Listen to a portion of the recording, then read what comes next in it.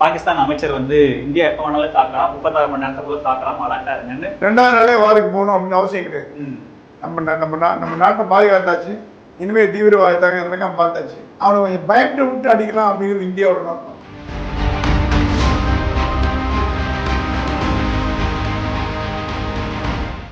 ஒரு நாட்டை அழிக்கணும்னா அணு ஆயுதம் மட்டுமே தீர்வு இல்லை, துப்பாக்கியால சொந்த தீர்வு இல்லை.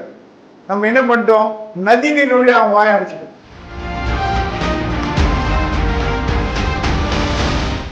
அவர் ராணுவத்துக்கு அதை அடிச்சிங்கன்னா ஒரு 500 சிவிலியன்கள் இறந்து போயிடுவாங்க. மோடி சொன்னாலும் அவன் பண்றது பண்ணக்கூடாது, அப்பாவி சிவிலியன்களை கொலை பண்ணக்கூடாது, கொலை பண்ண அகேன்ஸ்ட் ஆயிடுவாங்க மக்கள்.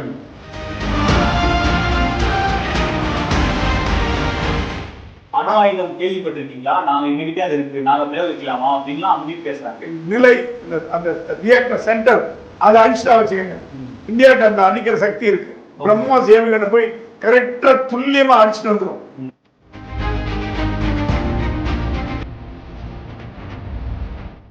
பாகிஸ்தான் தீவிரவாதம் இந்த செயல் இப்ப பண்ண செயலை மே 10க்கு அப்புறம் பண்ணுமா? பண்ணாது. மே 10க்கு அப்புறம் துணை ராணுவம் ஒரு 500 பேர் போட்டுருவாங்க இடத்துல. இவங்க வந்து 400 பேர் வரல, 500 பேர் வரல, 4 பேர் தான் வந்தாங்க. 2 நிமிஷம் சுட்டு பொதுக்கிடுவாங்க இந்தியன் ராணுவம். ஸோ இதெல்லாம் பிளான்டு செயல் அப்படிங்கிறது என்னோட எண்ணம்.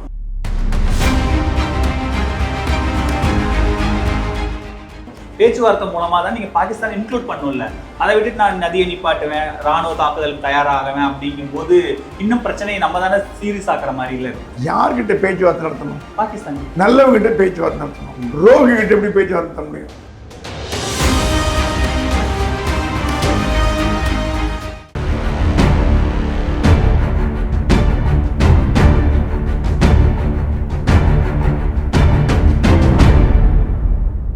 தமிழாஸ் நேயர்களுக்கு வணக்கம். இன்றைய சிறப்பு நேர்காணலில் நம்மோடு மூத்த பத்திரிகையாளர் திரு பிரகாஷ் எம் சுவாமி இணைந்திருக்கிறார். அவரை வரவேற்று நிகழ்ச்சிக்கு போகலாம். சார் வணக்கம். வணக்கம் சார், இந்த காஷ்மீர் தாக்குதல் தொடர்பா நம்ம பாகிஸ்தானுக்கு பதிலடி கொடுக்கணும், இம்மிடியட்டா அதை செய்யணும்ன்ற மாதிரியான நாடு முழுக்க குரல்கள் இருந்தது. ஆனா மத்திய அரசு அடுத்தடுத்த கட்டங்கள்ல அதை பண்ணிட்டு இருக்காங்க. நேத்து வந்து முப்படைகளுக்கும் வந்து சுதந்திரம் கொடுத்திருக்காங்க மத்திய அந்த அமைச்சரவை பாதுகாப்பு அமைச்சரவை கூட்டத்துல அப்படின்ற ஒரு டெவலப்மெண்ட்டும். இன்னைக்கு வந்து இந்த பாதுகாப்பு அமைச்சரவை கூட்டம் தொடர்பா அந்த குழுவை கலைச்சிட்டு இன்னைக்கு புது குழு போட்டிருக்காங்க, முன்னாள் ரா அதிகாரி தலைமையில போட்டிருக்காங்க. ஸோ இந்த தாக்குதல்ங்கிறது உடனடியா நடக்குங்கிற மாதிரி பாகிஸ்தான்லயும் அச்சம் இருக்கு. பாகிஸ்தான் அமைச்சர் வந்து இந்தியா எப்ப வேணாலும் தாக்கலாம், 36 மணி நேரத்துக்குள்ள தாக்கலாம், அலர்ட்டா இருங்கன்னு அங்கேயும் இருக்காங்க. ஸோ என்ன நடந்துட்டு இருக்கு? இப்போ அடிச்சுட்டானா அடிச்சுன்னு முடிஞ்சு போச்சு. அடிக்க போறேன்னு சொன்னா வச்சுக்கோங்க, எப்படி அடிப்பான்னு காத்துட்டு இருப்பான். நம்ம இந்தியாவோட ஸ்ட்ராட்டஜி என்னன்னா, 2வது நாளே வாருக்கு போகணும் அப்படின்னு அவசியம் கிடையாது. நம்ம நாட்டை பாதுகாத்தாச்சு, இனிமேல் தீவிரவாதத்தாக நடக்காம பார்த்தாச்சு. அவனை கொஞ்சம் பயப்பட விட்டு அடிக்கலாம் அப்படிங்கிறது இந்தியாவோட நோக்கம். இப்போ டெய்லி பயந்தே இருக்கணும், எப்படா இந்தியா குண்டு போட போகுது, அந்த பயமே அவனை கொல்லும். முதல் விஷயம், நான் என்னோட கருத்து அப்சர்வேஷன் பிரகாரம், பயத்தினால் சில தவறுகளை செய்வார்கள், உடனே தாக்கிட்டு திருப்பி தாக்கிடுவோம். அவனுக்கு என்ன பயனை, ஏன் ஒன்னும் இந்தியா தாக்க மாட்டேங்குதுன்னு அந்த கேள்வி வருது. இப்போ இன்னும் ஏன் இந்தியா தாக்கல? அவங்க எல்லாம் பண்ணிட்டாங்க, நடவடிக்கை எடுத்துட்டாங்க, ராணுவ தளபதியோட பேசியாச்சு, எங்க குண்டு போடணும் இடம்லாம் ரெடி பண்ண, ஏன் ஒன்னும் இந்தியா தாக்கலன்னு கேட்கறான் பாருங்க. அந்த பயமே அவனுக்கு, அந்த பயத்தினாலேயே அவனுக்கு பாதி உசுறு போயிடும். ஸ்ட்ராட்டஜி, இது பியூர் ஸ்ட்ராட்டஜி. 2வது, ஒரு நாட்டை அழிக்கணும்னா அணு ஆயுதம் மட்டுமே தீர்வு இல்லை, துப்பாக்கியால சுண்டு தீர்வு இல்லை. நம்ம என்ன பண்ணிட்டோம், நதி நீர் வழி அவன் வாய அடிச்சிட்டோம். சிந்து நதி இப்ப என்னாச்சு பாகிஸ்தான்ல, இன்னைக்கு கண்டித்த தகவல், இப்ப இந்தியாவில வந்து எல்லா பாகிஸ்தான் பத்திரிகையும் பேன் பண்ணிட்டாங்க. பாகிஸ்தானோட எந்த செய்தியும் பார்க்க முடியாது. எனக்கு அமெரிக்காவிலேயே ஒருத்தர் அமைச்சார், என் நண்பர் அமெரிக்காவிலேருந்து ஒருத்தர் அமைச்சார். பஞ்சாப் எப்பவுமே, நான் சொல்றது பாகிஸ்தான் உள்ள பஞ்சாப் எப்பவுமே, இந்தியா சுதந்திரம் அடைஞ்ச பிறகு பங்களாதேஷ் 2 வங்காளம் 2 ஆகி பங்களாதேஷ் 1, வெஸ்ட் பெங்கால் 1 ஆச்சு. பஞ்சாப் அந்த மாதிரி பாதி பஞ்சாப் வந்து அங்க போயிடுச்சு பாகிஸ்தான், மீதி பாதி பஞ்சாப் போயிட்டு வருது. பாகிஸ்தானில் வாழும் பஞ்சாபியர்கள் சிந்து நதி தான் விவசாயத்துக்கு நம்பியிருக்காங்க. அதனாலதான் பாகிஸ்தான்லயே செழிப்பான மாநிலம் பார்த்தா பஞ்சாப் தான் உண்டு. பஞ்சாப் நல்ல ரிச் ஃபார்மர்ஸ், விவசாயம் நிறைய பணம் கொடுக்கும். மற்ற மாநிலங்கள்லாம் சீனமாக இருந்து ரொம்ப சீர்குலைந்து போன விட பஞ்சாப் சீர்குலையாது. அந்த பஞ்சாப்ல இன்னைக்கு புரட்சி வெடிக்க தொடர்ச்சி. ஓகே. அந்த பஞ்சாபியர்கள்லாம் சேர்ந்து பாகிஸ்தான் அரசாங்கத்தை எதிர்க்கிறாங்க. ஒன்னால தான் எங்களுக்கு தண்ணி வர மாட்டேங்குது, ஒன்னால தான் எங்க வயிற்று அடிக்கிறீங்க, எவன் அவனை போய் போர் பண்ண சொன்னான். இப்ப என்ன நம்ம இந்தியா எதிர்பார்த்தது என்ன? இதுதான் எதிர்பார்த்தது. Revolt with in the country. அவனே அடிச்சு மொத்த அடிச்சு சாவணும்.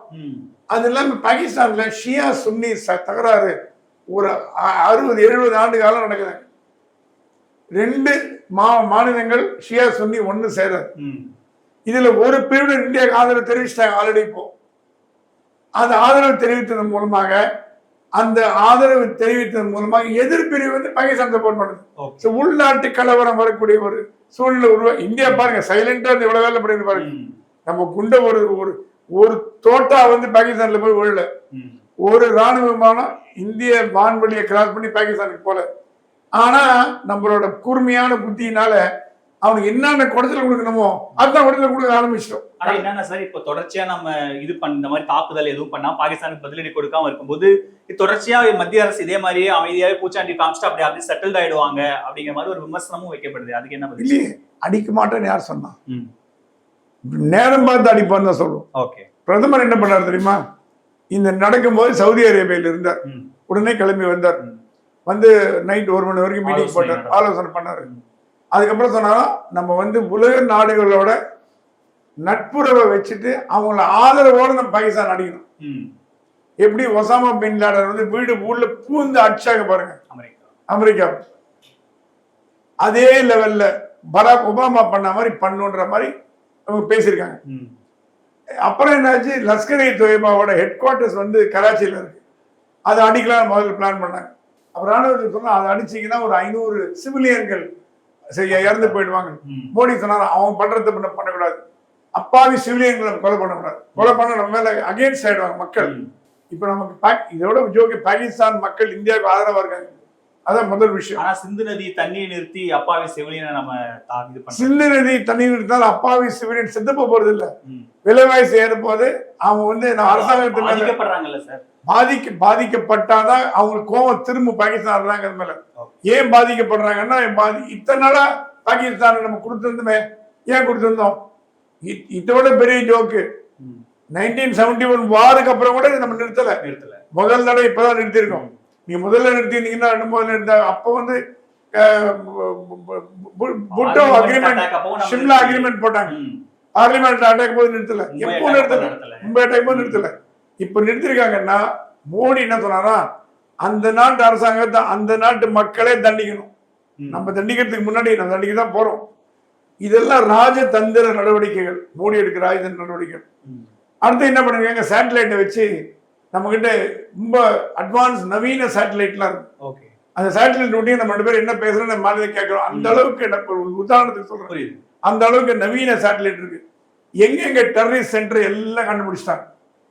எங்கெங்க டெரரிஸ்ட் ட்ரைனிங் கேம்ப், முகாம் எங்க தங்கி இருக்காங்க, யார் தலைவர் எல்லாம் கண்டுபிடிச்சாங்க. மோடி சொன்னா 2ஆ பிரிங்கன்னா, பாகிஸ்தானில் உள்ள இருக்கிற இந்த மாதிரி கேம்புகள், பாகிஸ்தான் ஆக்கியபைடு காஷ்மீர், முக்கியமான பாகிஸ்தான் வசம் உள்ள காஷ்மீர் இந்திய பகுதி, பாகிஸ்தான் ஆக்கியபைடு, அங்க இருக்கிறது தான் முதல்ல பிடிங்க. ரெண்டு பிரிச்சுட்டாங்க. முதல் தாக்குதல் வந்து பாகிஸ்தான் கண்ட்ரோல் உள்ள காஷ்மீர் மீது அடிக்க போகுது. சர்ஜிக்கல் ஸ்ட்ரைக் அப்படிதான் பண்ணாங்க. ஞாபகம் உங்களுக்கு? சர்ஜிக்கல் ஸ்ட்ரைக் என்ன பண்ணாங்க, பாகிஸ்தான் பிஓக்கு உள்ளதான் பண்ணிட்டு வந்துட்டாங்க. அதே மாதிரி பாகிஸ்தான் அவங்க ஏன் நீங்க கேட்கலாம், ஏன் சார் பாகிஸ்தான் வந்து எதுக்கு சார் பாகிஸ்தான் கண்ட்ரோல் காஷ்மீர்ல கொண்டு போய் வைக்கணும், வேற எங்கன்னா வச்சிருக்கலாமே? இல்ல, லாஜிஸ்டிக்ஸ் கிட்டக்காகும். இந்தியாவுக்குள்ள வருதுன்னா இங்க வழிதான் வர முடியும், பாகிஸ்தான் ஆக்கியபைட் காஷ்மீர் வழிதான் வர முடியும். ஸோ பாகிஸ்தான் ஆக்கியபைட் காஷ்மீர்ல இருக்கிற ராணுவ முகாம்கள், இந்த தீவிரவாத அமைப்புகள், இது மேல ஆர்மி சீஃப் சொன்னா 3 மணி நேரம் டைம் கொடுங்க, நான் அழிச்சு காட்டுறேன். ஆனா அவங்களும் பதிலுக்கு ரிட்டாலியேட் பண்றாங்க சார். எங்ககிட்டயும் அதுக்கான பலம் இருக்கு. அணு ஆயுதம் கேள்விப்பட்டிருக்கீங்களா? நாங்க எங்ககிட்டே அது இருக்கு, நாங்க பிரயோகிக்கலாமா அப்படின்லாம் அங்கேயும் பேசுறாங்க. கேட்கலாம். அணு ஆயுதங்களுக்கு ஒரு அணு ஆயுதம் வரக்கூடிய ஒரு ஆபத்து இருக்கான்னு இருக்குன்னு தான் சொல்றேன். ஆனா அதுக்கு முன்பாக அணு ஆயுதங்களோட அவங்களோட அந்த அணு ஆயுத நிலை, அந்த ரியாக்டர் சென்டர், அதை அழிச்சுட்டா வச்சுக்கோங்க, இந்தியாட்ட அந்த அடிக்கிற சக்தி இருக்கு. பிரம்மோஸ் ஏவுகணை போய் கரெக்டா துல்லியமா அடிச்சுட்டு வந்துடும். அதை அடிச்சுட்டோம்னா நமக்கு பயமே இல்லை. ஏன்னா ராணுவம் ஈஸியாக எதிர்கொள்ளலாம். ராணுவம், துப்பாக்கி, டேங்கு, போர் விமானம் அதெல்லாம் பண்ணிக்கலாம். அணு ஆயுதம் மட்டும்தான் நம்ம பிரச்சனை. அது கூட மோடிட்ட சொல்லப்படுது, அணு ஆயுதம் வெடிச்சதுன்னா உள்நாட்டுல வந்து ஒரு 10,000 பேர் செத்து போயிடுவாங்க சிவிலியன். ஏன்னா அணு அங்க வெடிக்குமே. நம்ம ஏதோ குண்டு போடுறோம் பிரம்மாஸ்ல, நேரம் அந்த அணுவை போய் தாக்குது. அது வெடிக்கும் போது அங்க இருக்கிற சுத்தி இருக்கிற மக்கள் எல்லாம் இறந்து போவாங்க இல்லையா? அதனால எங்கெங்க இப்ப என்ன பண்றாங்க, இந்திய அரசாங்கம் ஸ்டடி பண்றாங்க. ஆக்சுவலா என்னென்ன எங்கெங்க இருக்கு, எது அவங்களுக்கு தெரியாது இல்லை. சில பேரை ஷிஃப்ட் பண்ணிட்டாங்க ஒரு நடுவில், ஒரு 6 மாதங்களுக்கு முன்பு, இந்த தீவிரவாத தாக்குதலுக்கு முன்னாடி. ஸோ எந்தெந்த இடத்துல எந்தெந்த இருக்கு, எந்தெந்த அணு ஆயுத குவியல் எங்க இருக்கு, அணு ஆயுத கண்ட்ரோல் எங்க இருக்கு, அதோட மிஷன்ஸ் கமாண்ட் எங்க இருக்கு, சென்ட்ரல் கமாண்ட் எங்க இருக்கு, ஹெட் குவார்டர்ஸ் எங்க இருக்கு, எந்தெந்த ஊர்ல இருந்து உங்களுக்கு லான்ச்சிங் பேட் எங்க இருக்கு, இதெல்லாம் ஸ்டடி பண்ணி வச்சிட்டாங்க. ஒரு வாரம் ஆச்சு அவங்க. இதுக்கு அடுத்த நடவடிக்கை எடுக்கும் பொழுது மோடி சொன்னாலும் நம்ம எடுக்கிற நடவடிக்கை ஒரே அடியில காலி ஆகிடும். இதுக்கு ஏதோ ஒரு நல்ல விஷயம் என்னன்னா, ட்ரம்ப் நம்ம முழு ஆதரவு தெரிவிச்சிட்டாரு. ஆனா நீங்க பேச்சுவார்த்தை மூலமா முடிஞ்ச வரைக்கும் தீர்வு காணுங்கன்னு அமெரிக்கா சொல்றது. ஆனா இது வந்து ட்ரம்ப் போன ஆட்சியிலேயே, இப்ப இல்ல, ட்ரம்ப் முன்னாடி இருந்தாரு பாருங்க, மோடி கூப்பிட்டு சொன்னாராம், உங்களுக்கு பாகிஸ்தான் 4ஆ உடச்சு கொடுத்துட்டோமான்னு கேட்டேன். ஏன்னா ட்ரம்ப்புக்கு வந்து பாகிஸ்தான் ஆகவே ஆகாது. ட்ரம்ப்பும் பாகிஸ்தானும் பரம எதிரிகள். அதனாலதான் பாகிஸ்தான் இருக்க மாணவர்கள் விசா கொடுக்க மாட்டேன்ட்டாரு. பாகிஸ்தான் இனிமே கிரீன் கார்டே கிடையாது, எதுவுமே கிடையாதுன்னு சொல்லிட்டாரு. பாகிஸ்தான் தீவிரவாத நாடு அவருக்கு தெரியும். ஒரு 4-5 நாடு இந்த மாதிரி வச்சிருக்காரு. ஆப்கானிஸ்தான், பாகிஸ்தான்லாம் வச்சிருக்காரு அவர். அவருடைய சிரியா, அவரோட கேட்டகரி பிரகாரம். ஸோ ட்ரம்ப் நமக்கு சப்போர்ட்டா வந்தாருன்னா உலக நாடுகளில் வெஸ்டர்ன் கண்ட்ரிஸ் எதுவுமே நமக்கு எதிர்ப்பு தெரிவிக்காது. இந்த பக்கம் சவுதி அரேபியாலாம் பாகிஸ்தான் ஆகாத நாடுகள், பாதி பேருக்கு தெரியாது. இந்த பக்கம் பாத்தீங்கன்னா ஏன் வந்து பாகிஸ்தானுக்கு வந்து கல்ஃப் கண்ட்ரீஸ்ல ஆதரவு இல்லைன்னா, கல்ஃப்ல இந்தியாவை சப்போர்ட் பண்ணுது. அது அந்த இஸ்லாமிய அந்த டிஃபரெண்ட் ஷியா சுன்னி முஸ்லிம்ஸ் அந்த பிரச்சனைகள் அவங்க சப்போர்ட் பண்ண மாட்டாங்க. சைனா மட்டும் இறங்கும். ஆனா சைனா கூட வாயுதா விடுமே தவிர டைரக்டா இறங்கி பண்ண முடியாது. ஏன்னா அதுக்கு தெரியும் அதுவும் பொருளாதாரத்தை நம்பிதான் இருக்கு. இப்ப போர்னு வந்ததுன்னா முதல்ல அடி வாங்குறது பொருளாதாரம் தான் அடி வாங்கும். இந்தியா இன்க்ளூடிங் சொல்றேன். இந்தியா போர்ல போச்சுன்னா பொருளாதாரம் அடி விடும், எக்கனாமிக் டிஃபரெண்ட் டவுன் ஆகும், ஸ்டாக் மார்க்கெட் விடும், எல்லா பிரச்சனை வரும். இதெல்லாம் மோடி கால்குலேட் பண்ணி வச்சிருக்காங்க. எப்படி இது எதுக்கும் பாதிப்பு வராமல் எப்படி அவங்களுக்கு தண்டனை கொடுக்கறது. முதல்ல கொடுத்த தண்டனை அவங்களே அவங்களுக்கு அடிச்சுன்னு சாகட்டும் அப்படின்ற மாதிரி. ரெண்டாவது, ஒரு கடுமையான நடவடிக்கை எடுத்து இனிமே பாகிஸ்தான் வாயை திறக்காதபடி பண்ணணும். மோடின்னு சொல்லப்பட்டதான் ஒரே ஒரு வழிதான் இருக்குங்க, அவங்க எடுத்துட்டு போன காஷ்மீர் பிடிக்குவோம், அகண்ட பாரதம் உருவாயிடும். அது பாசிபிளா சார்? பாசிபிள். ஏன்னா ஒரு போர்னு வந்தது வச்சுக்கோங்க, நீங்க அப்படி சொல்லுங்க. 71 வார்ல நம்ம முள்ளுகள் பாதி காஷ்மீர் தாண்டி போயிட்டோம். காஷ்மீர் பாகிஸ்தான் இடையே போயாச்சு, பிடிச்சாச்சு. 90,000 prisoners of war, ராணுவ பணைய கைதிகள் இந்தியாட்ட வந்து மாட்டிக்கிட்டாங்க. புட்டா சொன்னான், எங்களுக்கு அவன் வாங்க நீங்களே வச்சுக்கங்கன்றான்.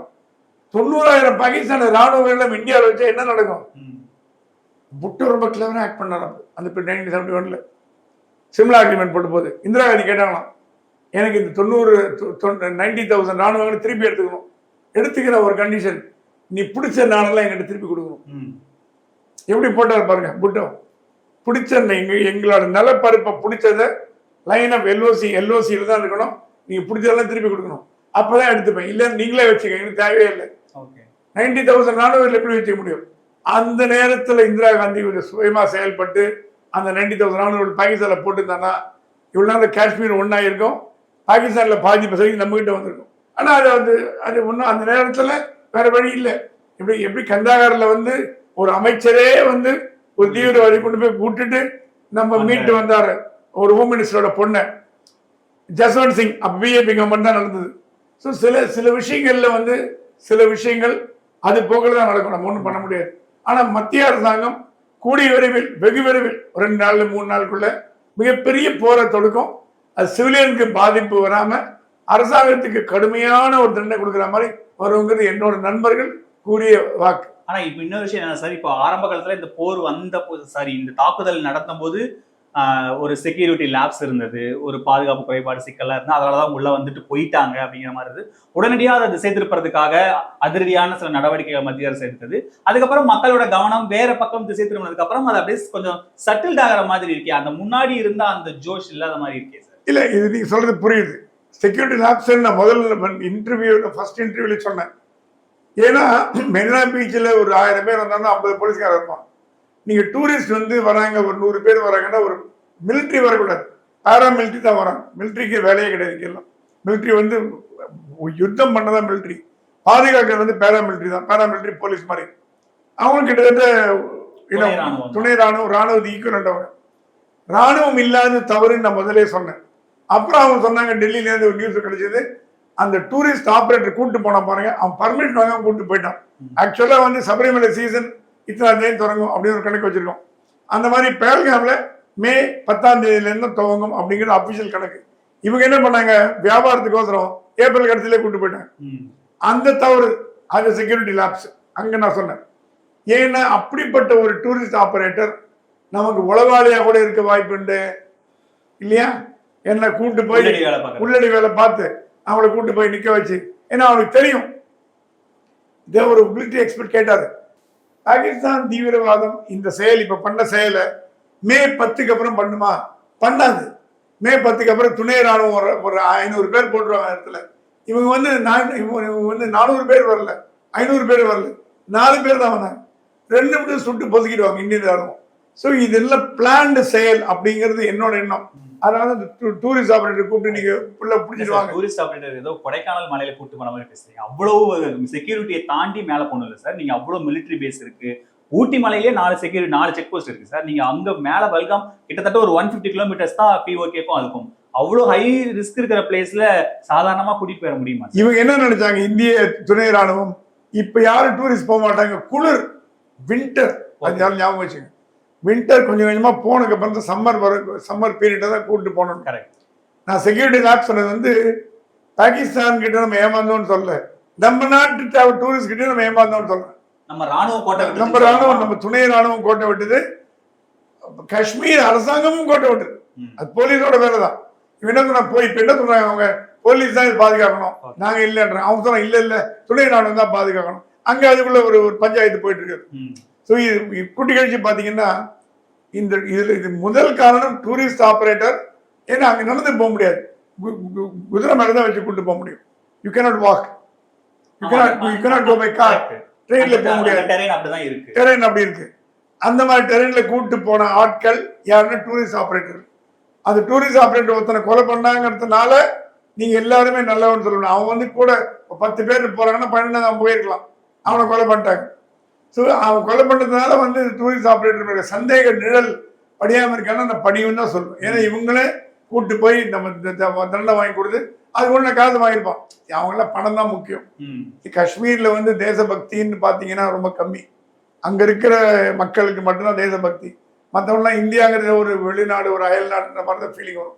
ஸோ அந்த ஆள் பணம் வாங்கி பண்ணியிருப்பான் அப்படிங்கிற டவுட் வந்து இப்போ மத்திய அரசாங்கம் வந்திருக்கு. அதனால எல்லா அந்த டூரிஸ்ட் ஆபரேட்டர் கூட்டு போயிட்டாங்க. கம்ப்ளீட்டாக அத்தனை பேர் என்ஐஏ கண்ட்ரோல் வந்துட்டாங்க. யார் யாருக்குள்ள கூட்டு போனாங்களோ அவங்களாம் என்ஐஏ கண்ட்ரோல் இருக்காங்க. இப்போ விசாரணை இருக்கு, விசாரணை முடிவு என்ன வருதுன்னு பார்க்கணும். இப்ப நேத்து இந்த ஆலோசனையில வந்து முப்படைகளுக்கு சுதந்திரம் கொடுத்த மூலமா, அதாவது நீங்க சுச்சுவேஷன் அந்த மாதிரி ரியாக்ட் பண்ணிக்கோங்க அப்படின்னு மத்திய அரசு வந்து ஒரு ஃப்ரீடம் கொடுத்துருக்கதா சொல்றாங்க. இந்த சுச்சுவேஷனுக்கு தகுந்த மாதிரி நீங்க ரியாக்ட் பண்ணிக்கோங்கன்னு சொல்றதை எப்படி டீகோட் பண்ணலாம்? அது என்ன காரணம்னா, நான் கேள்விப்பட்ட வரைக்கும் பாகிஸ்தான் மீது முதல்ல திடீர்னு ஃபர்ஸ்ட் அட்டாக் பண்றதுக்கு ஒரு வாய்ப்பு இருக்குன்னு கேள்விப்பட்டேன். ஆனா அவங்களும் வெயிட் பண்றாங்க. இந்தியா அவங்களும் இல்ல பாகிஸ்தான் ஃபர்ஸ்ட் அட்டாக் பண்றதுக்கு, ஏன்னா சிந்து நதியில அவங்க அப்செட்டா இருக்காங்க. முதல்ல அடி நம்ம கொடுத்துருவோமே அப்படின்னு அந்த மாதிரி நேரத்துல நீங்க முன்ஜாகிரதையா இருங்கன்னு பிரதமர் சொன்னதான் நான் கேள்விப்பட்டேன். முன்ஜாகிரதையா இருங்க, அலர்ட்டா இருங்கன்னு சொன்னது வந்து பாகிஸ்தான் நம்மளை அடிக்காம பார்த்தீங்க முதல்ல. ஏன்னா அவன் வந்து ரோக் ஸ்டேட். அந்த ஊர்ல இங்க மிலிட்டரி, நம்ம இந்திய ராணுவம் கட்டுப்பாடு உள்ள ராணுவம், பாகிஸ்தான் ராணுவம் கட்டுப்பாடே இல்லாத ராணுவம். அந்த ராணுவ தலைவர் வந்து ஐஎஸ்ஐ ஏஜென்ட். ஐஎஸ்ஐ ஏஜென்ட் தான் ராணுவ தலைவர் வர முடியும். இது குற்றச்சாட்டா உண்மையா? உண்மை. அங்க ஊர்ல ராணுவமும் ஐஎஸ்ஐ ஒன்றோடு ஒன்று பிடிந்தது. நம்ம ஊர்ல ராவும் மிலிட்டரி ஒண்ணு கிடையாது, சிபிஐ மிலிட்டரி ஒண்ணு கிடையாது, ஐபி மிலிட்டரி ஒண்ணு கிடையாது, தனித்தனி விங்க எல்லாம் நம்ம ஊர்ல. பாகிஸ்தான்ல அப்படி இல்லை. தீவிரவாத அமைப்புகளோட தலைவரோட உட்காந்து ராணுவ தளபதி பேச போட்டோ போன வாரம் பேப்பர்ல எங்கே பார்த்தேன். ராணுவ தளபதி பேசியிருக்காருன்னா அப்ப என்ன அர்த்தம்?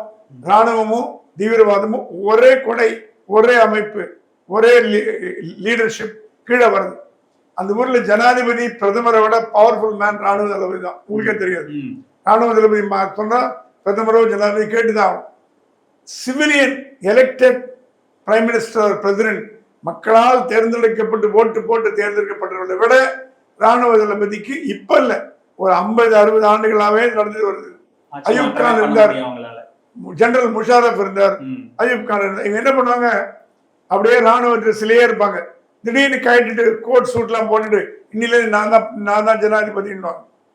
சட்ட யூனிஃபார்ம் மாத்தினா மட்டும் குணம் மாறுமா? மாறாது. ஆனா வெளிநாடு ஏமாத்துறதுக்கு, அமெரிக்கா நாடு ஏமாத்துறதுக்கு இல்லைங்க, நான் இனில ராணுவ தளபதி போஸ்ட் ரிசைன் பண்ணிட்டேன், நான் பிரதமராக ஜனாதிபதி வர போறேன், இனிமே என் கண்ட்ரோல் நாடு இருக்கும். பிளட் மிலிட்டரி பிளட் தானே உங்களுக்கு. அதே திங்கிங் தானே முஷரப் அப்படி தானே பண்ணாரு. ராணுவ ஆட்சி தான். ராணுவ ஆட்சி தான். ராணுவ ஆட்சி எப்போ வரலாம்? பாகிஸ்தான்ல வரலாம். இது இப்ப கூட இதை காரணம் காட்டி ராணுவோட எடுத்துக்கும் அப்படின்னு சொல்றாங்க.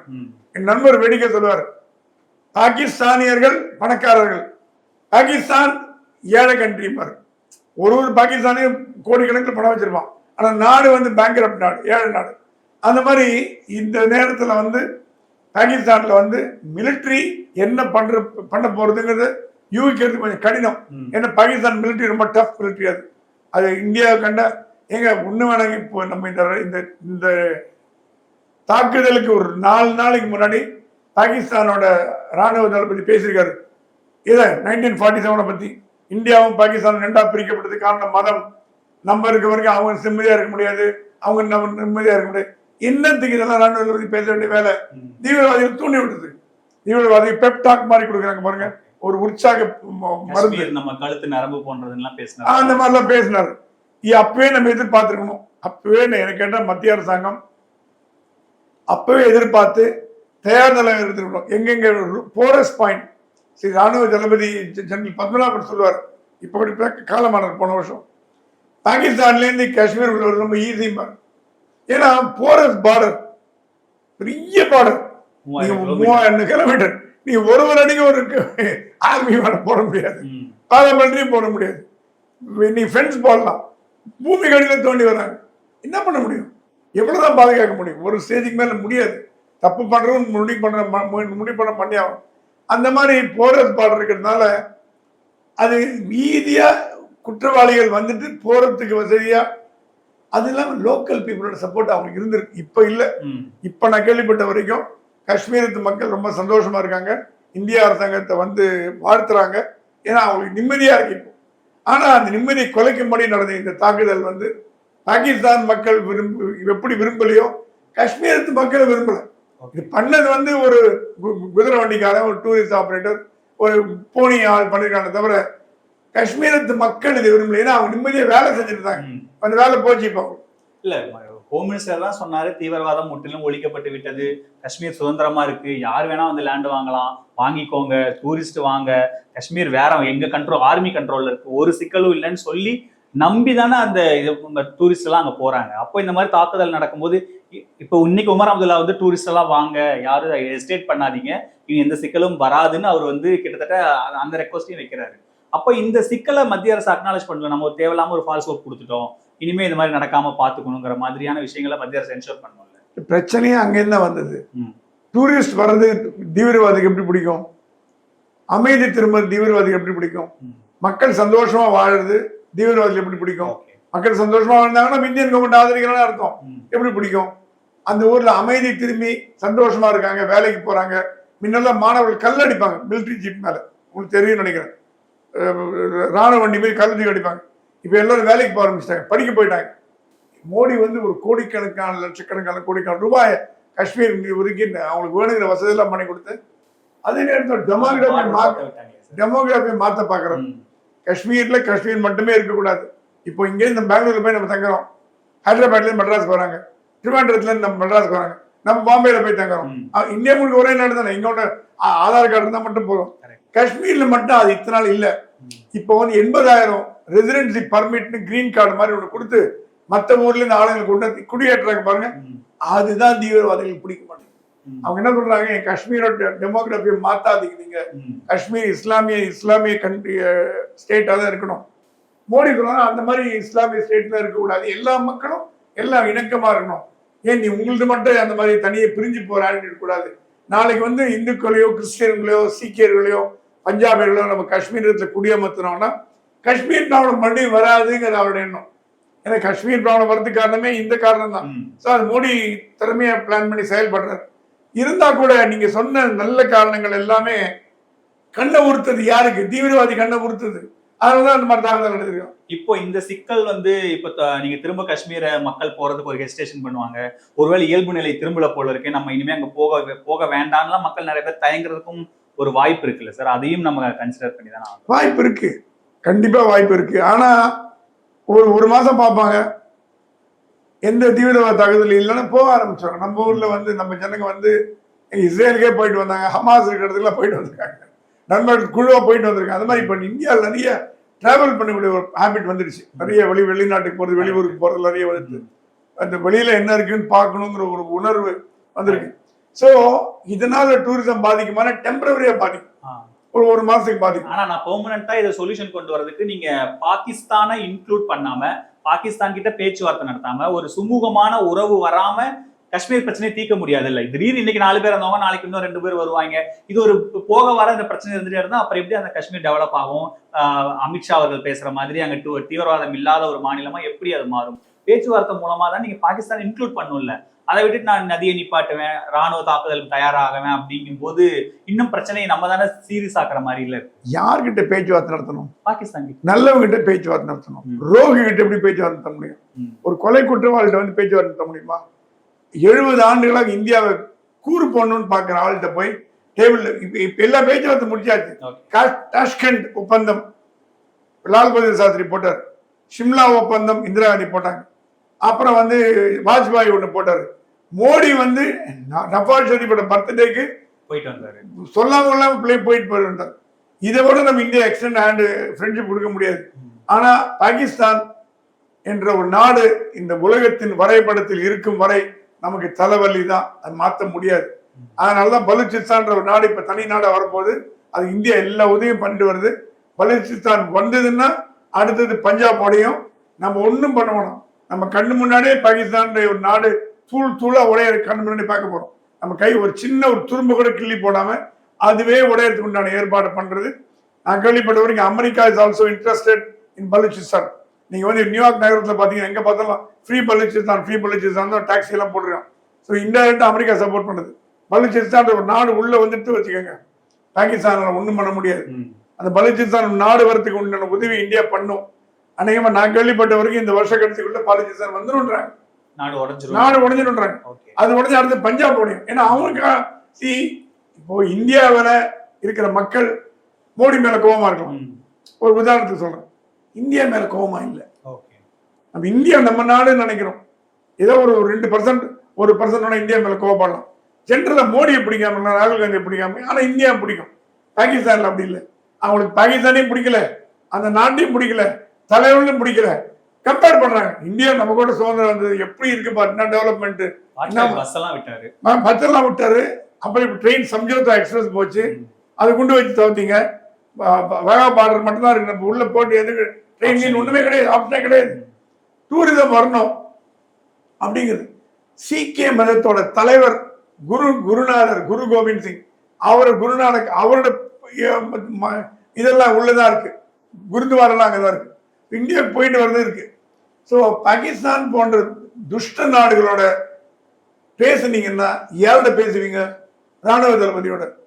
நீங்க இப்ப ஜனநாயக முறையில் தேர்ந்தெடுக்கப்பட்ட ஒரு அரசாங்கம்னா நீங்க ஒத்துக்கலாம். இருக்காங்களே சார், இப்பதான் டம்மியா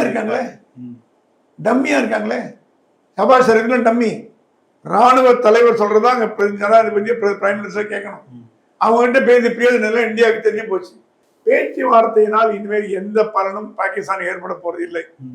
ஒண்ணு பாகிஸ்தானை 4-5 உடைக்கணும், உடைச்சா 4 நாடு ஆகணும். அது ஒரு நாடு இந்தியாவுக்கு அகேன்ஸ்டா இருக்கும், மீதி 3 நாடு இந்தியாவோட சமாதானமா போயிடும்.